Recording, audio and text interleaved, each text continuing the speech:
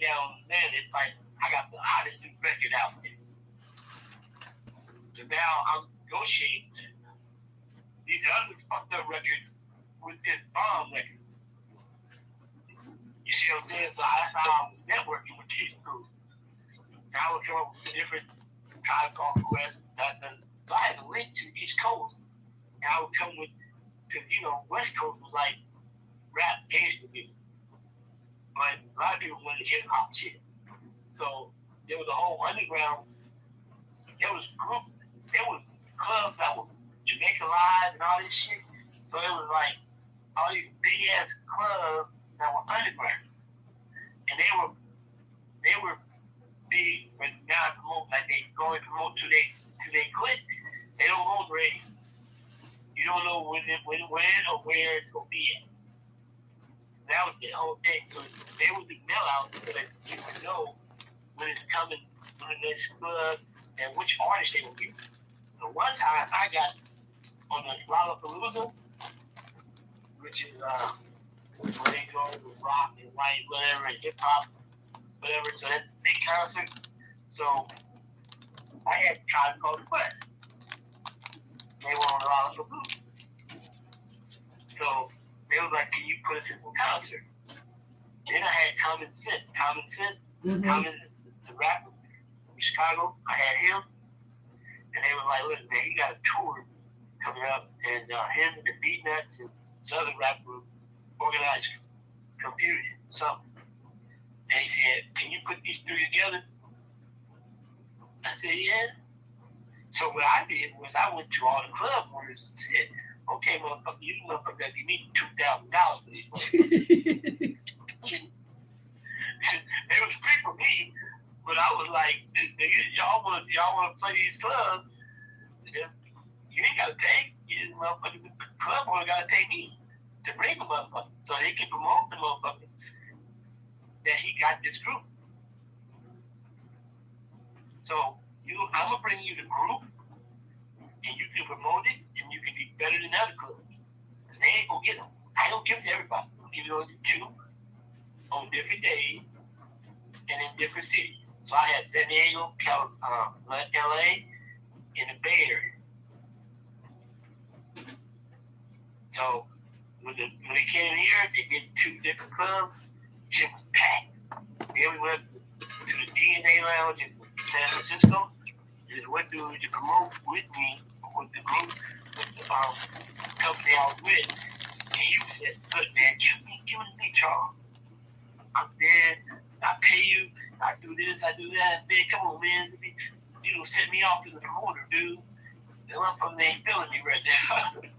I was like, "All right, dude, I'll give it to you, but you got to produce it. You might get your ass whooped." See, this is the way it went, though. If you bring a fucked up crowd, like people don't show your club or whatever, you get your ass kicked. Oh, really? And if the sound man ain't right, he gonna get his ass kicked. Literally. That's why I'm like, do you want to do promotions? Because it's like okay, I had one rap group, right? Mm-hmm. So I was along with him. And then Willie D showed up at one of the events. I was taking him around to different clubs, right? Right. So then Willie D showed up from the Ghetto Boys. And I was doing him with the big company, right? So he was like, "What's up, dude?" And I'm like, "What the fuck you doing in town? Nobody told me he was coming." "Oh yeah, man, we just rolled out here, blah, blah, blah," right? So the group I was doing, they was like all Willie D, everybody Willie D fans, right? But this nigga was scared of people because, the gangs and shit out there. So we were like SWAT meets, we had to go SWAT meets and shit like that. And I said, "This is where your fan base is. What the fuck you talking about? You can't be scared." I said, "If I'm going in this motherfucker, you gotta go." So they saw some Crips, and they when it come out SWAT meet, they were like, "What up, nigga?" And he was all like, "I ain't used to this shit," right? But I said, "Nigga, you gotta calm down. What's up, nigga? You gotta high-five these niggas up before we get fucked up." And he was like, "What's what's up, man? They say, oh, man, can we get your autograph? You know, that's how they were. They were like, man, but these are hardcore criminals. But I was like, nigga, you are icon, so you gotta promote that shit. Make that thing do. we ain't gonna get out of here, nigga. Because the Crips were blue and Willie D was wearing red. Oh, Lord. So I'm like, yo, dude, you know, California is all, I mean, this motherfucking LA is all Crips. So you could literally walk into a place, Charles, not even knowing because you got the wrong color on.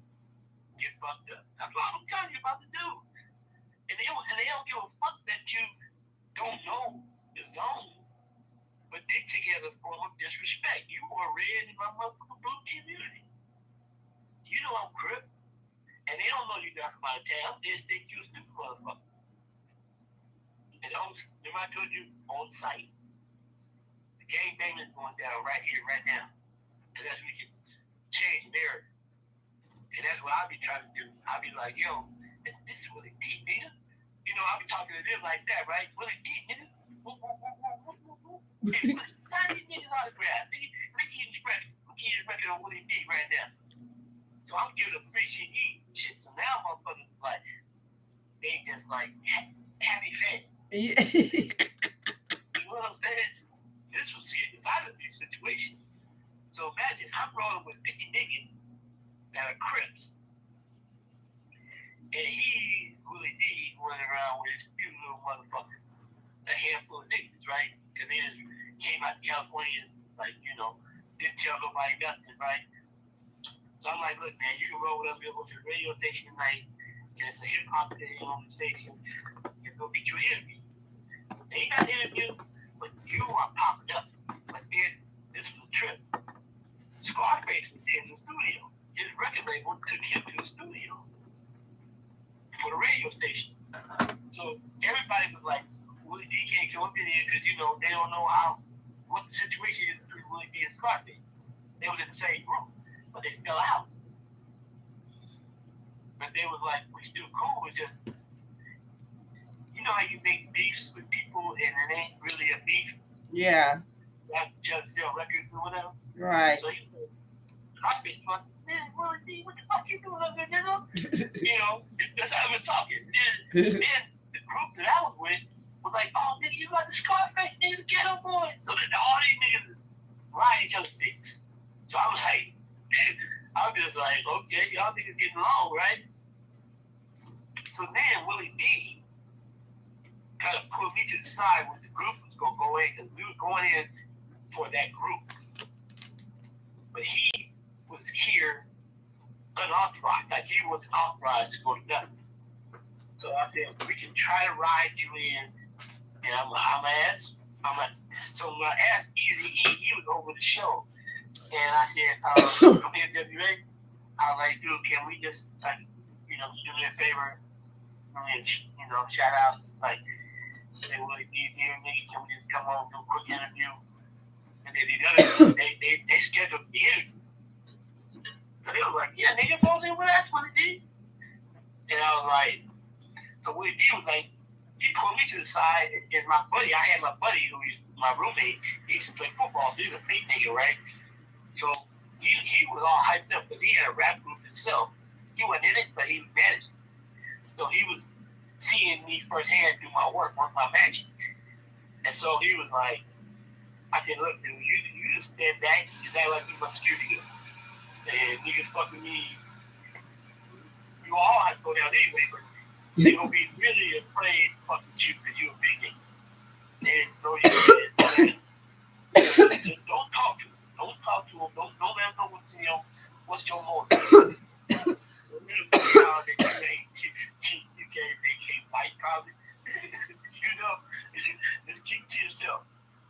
So Willie D put me to the side and he was like, yo, dude, man, I don't want to ride with these motherfuckers.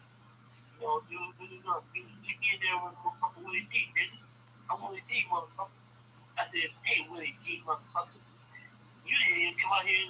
You ain't even authorized to be out here, motherfucker. Nobody even told me you was coming. So these niggas paying me money.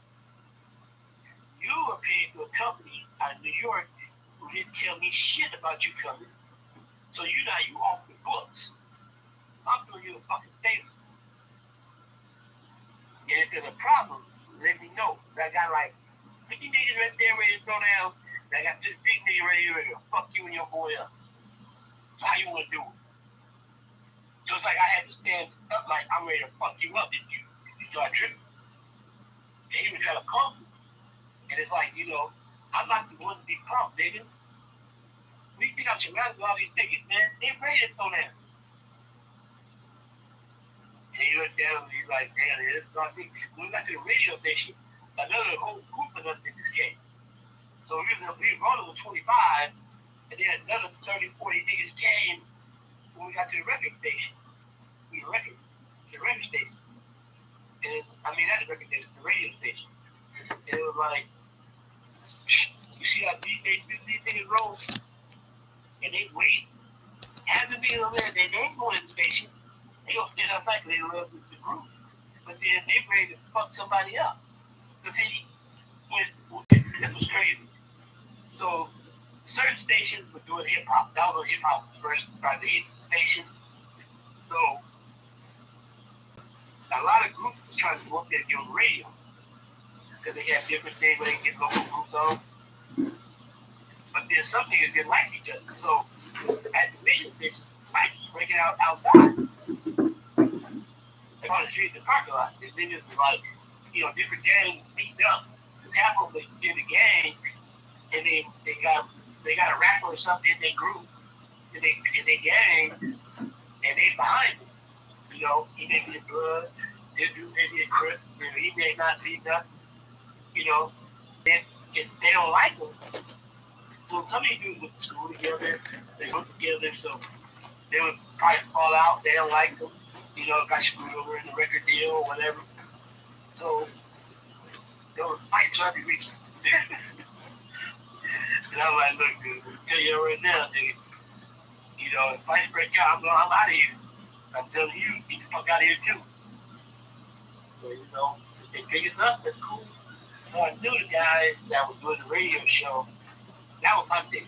Was to build relationships with people at the radio station so I could get the music played. So I'd get paid. It's like, get the club, I was going to the club, videotape, and play the music.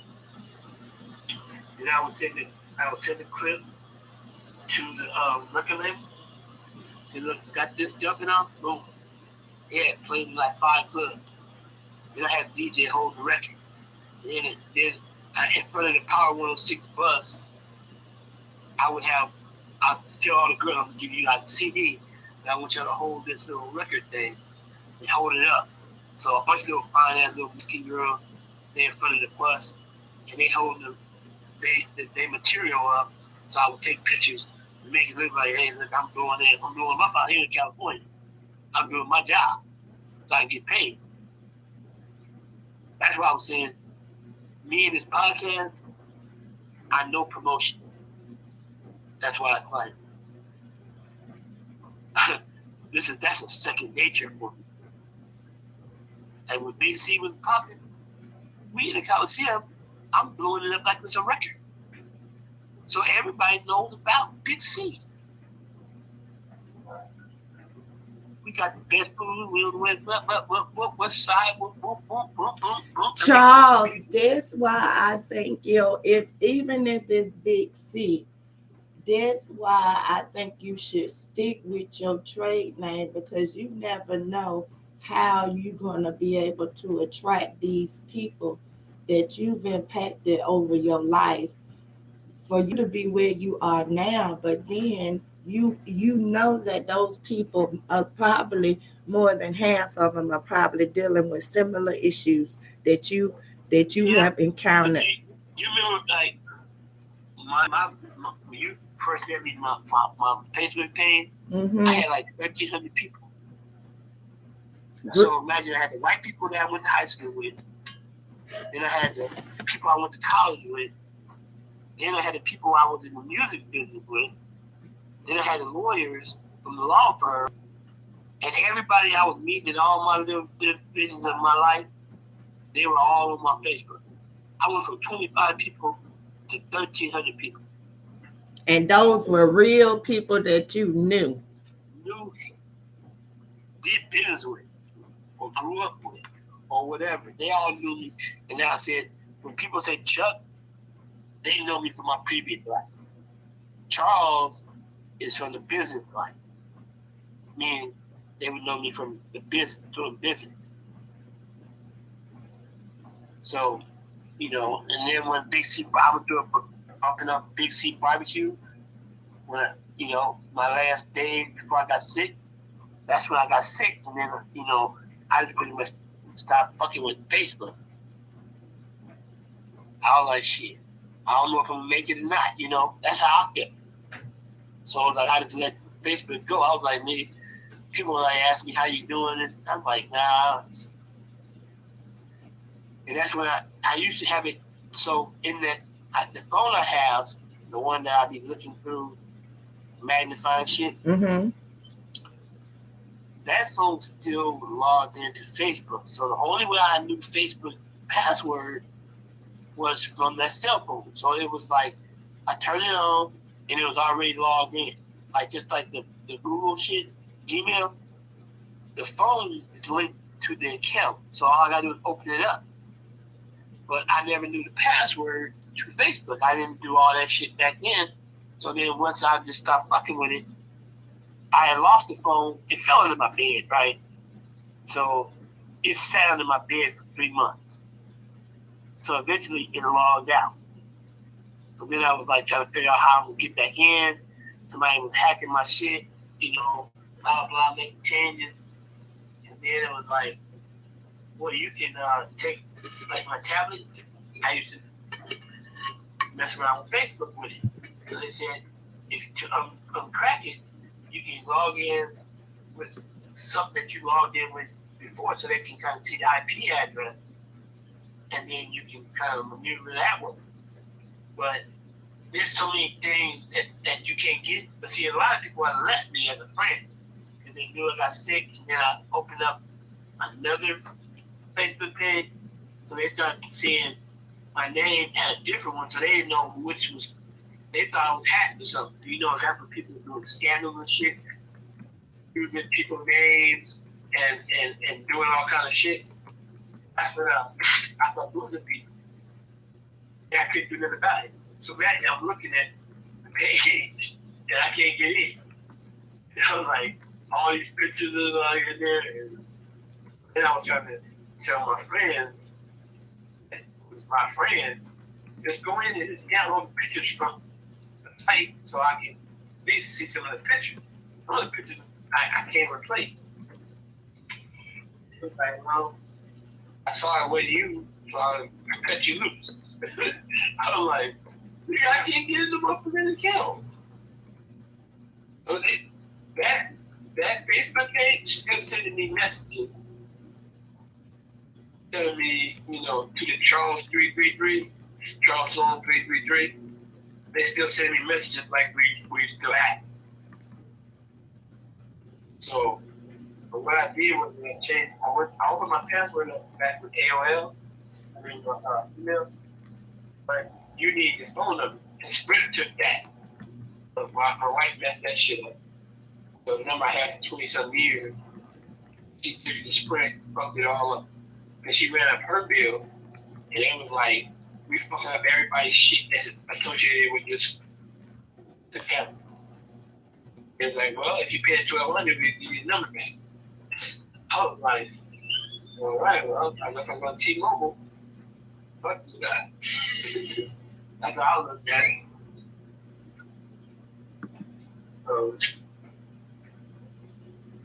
I don't know if you're...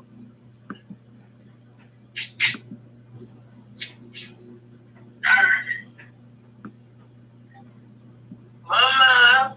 Yes. I'm about to let my dog out this air.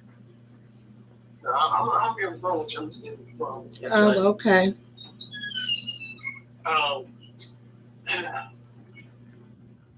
Mama, what's up, girl?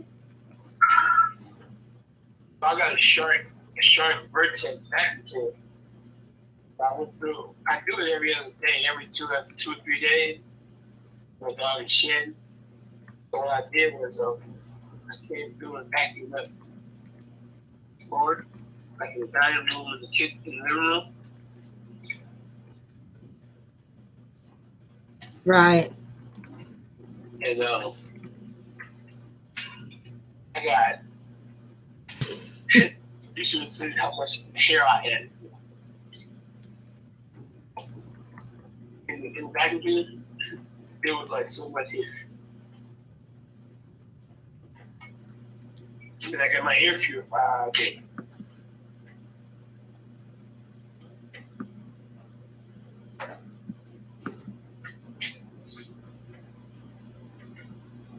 You know when people tell me they love hair, I do.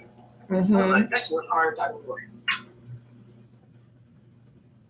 You did Tyrone song, a couple other songs, but I just really like her as an artist. She's very close.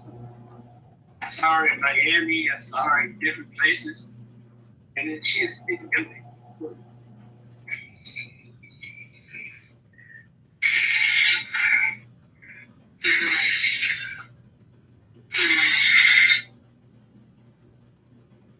I think my music get better. Yeah, good.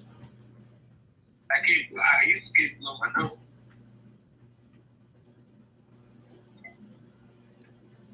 Because my music hurt so bad. Now I actually blow my nose.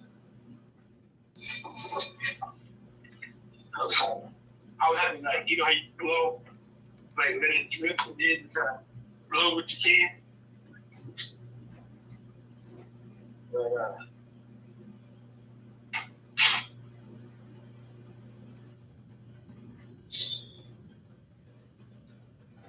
I mean, Kim, it feels like we were gadgets. Well, I didn't tell you about the situation with the 13,000.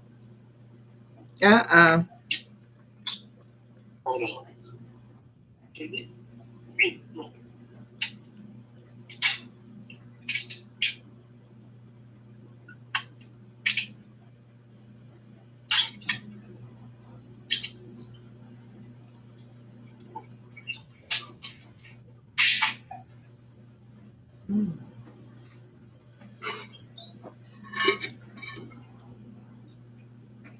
I lost my thought. That's a good one too.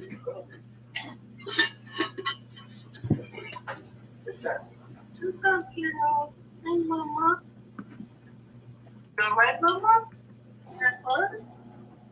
You told that right, like, you know, been like 15 minutes now. She like, okay.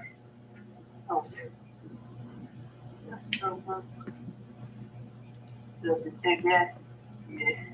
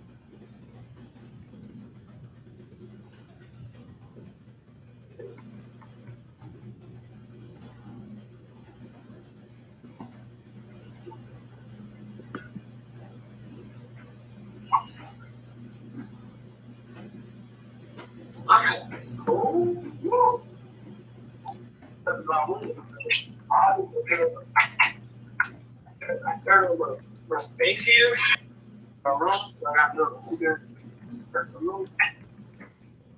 My house. Like, I got central heating, but I don't want to hit that bill. So like the bill is like $50 and shit. So and I know they wondering what the fuck is he doing to get the house more? See, out here in California, certain parts of the city, I used to work this place, and they used to sell warranties to clients. So we had to cold call people in different areas, right? And so they would tell us if that area is all gas or if it's all electric. So we say, whenever you fire it, we can fix it, right? So that was like one of my many jobs. I'm homeless. I had to move back up here from San Diego. My friend let me stay with her. So we would sell warranties and shit, right? On appliances. So basically, we was targeting old people. I knew that. You get an old person on the phone, you just explain like, hey, you ain't got that kind of money. You're on Social Security. You just tell them all the truth what they were here. You can't afford this shit. Don't go wrong. So you pay them $150 a month. All your appliances are guaranteed. Your refrigerator, your washer, your dryer, all these things. We will come in and fix it, or if we can't do it, we'll replace it. So we was getting all these people, but then what we run into was some communities were all electric. Like they got electric stove, electric heaters, and then some of them would be gas and electric. So, you had to do what you had to sell, whatever. And I was in the top sales, right? The dude, he was loving me. He was like, Charles, we the top tier, And it's like, the way I used to sell was, I would appeal to the people. So you would talk to the people, and you strike up a conversation, and you used to do this. And you knew they were wrong. That was the cold bit. And I was like, I be feeling bad sometimes, but I said, it's just a good thing for the people. So I was like, yeah. And I know I got a place. I mean, I didn't have a place yet, but I know if you don't have the warranty on your appliances, you up the creek. Because, if your appliances go down, the washer and dryer, and then your heater, that's a lot of money. So I'll be like, that's a good idea. So, I was selling the hell out of it. And then, of course, you use me as an example. But even, the other staff, like, you guys got to do better. And then they would stop you if you weren't doing nothing right. They would, they would tell you to log off and then talk to the manager, right? Like, hey, what's going on? Why you not doing nothing? And it was cold. It was a cold calling him. If he was to list the phone number, and you had to call these people and convince them to buy it. And then when we found out they was doing it illegally, was the reps, it's called flatting. So, okay, you had a recorded conversation, right? Yeah. Sir, do you know you're recorded and you agreed to this, right? Blah, blah, blah. And he would say, yes, yeah. So what you do is in the sale, in the first part of the call, you got a script, right, on the computer. And it's like, if they say no, you go to this, you hit this screen, and then it goes up to another thing where you try to close the sale, right? So it gives you a different option. And then, so what people were doing was, they would tell them everything about the sales bill, right? So people would be saying no, right? And then what they do, they would start asking questions. So they set it up so that they ask questions of the guy. And like, do you have a washer? And he would say, yeah. And they would take his response. And he would say, like, oh yeah, I told him, do you know, you agree to the sales thing? But he didn't say that. He would mute the call and then say, do you agree to this sales thing right now? And then he would click the mute thing back off. And the person was like, yeah, yes. And so they agreed to the sale, but they don't know, and if they don't know guys, he didn't know. So what they do is the person will probably reject it after a while, after the shit, they might come out and do it. They be like, I didn't agree to it. We're gonna find out people just doing illegal shit, get their sales done. Wow. Well, then my sister, she was like, my younger sister, she was in the place, they were scamming her.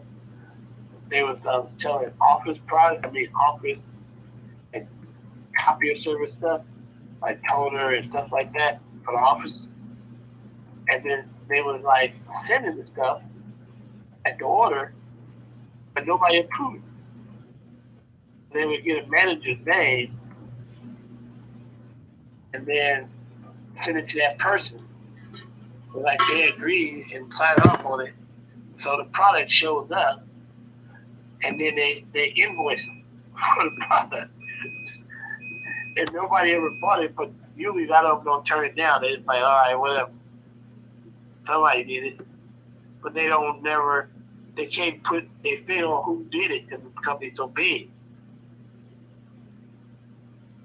So they would call and then they would get a name of a person or a manager, and then they would fix an order and then send it to them who's doing it illegally. I mean, there's all kind of stuff going on, man. You know, that's why I say I just want to do stuff legit myself. I don't want no one to do it. Now, like my friend up north, they fit my phone. I was talking to her, she just bought a new BMW, right?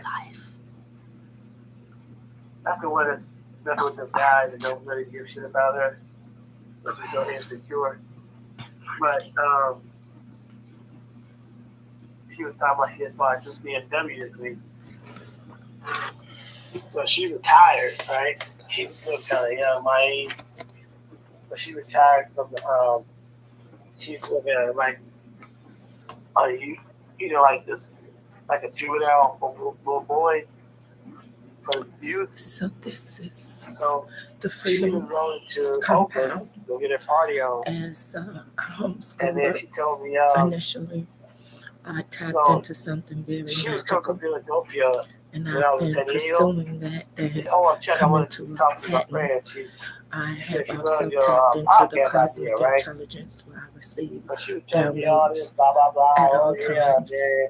You got a good idea, And blah, blah, blah. this So is then really the she greatest was time like, ever to call be me when I get alive back to on LA, the right? planet.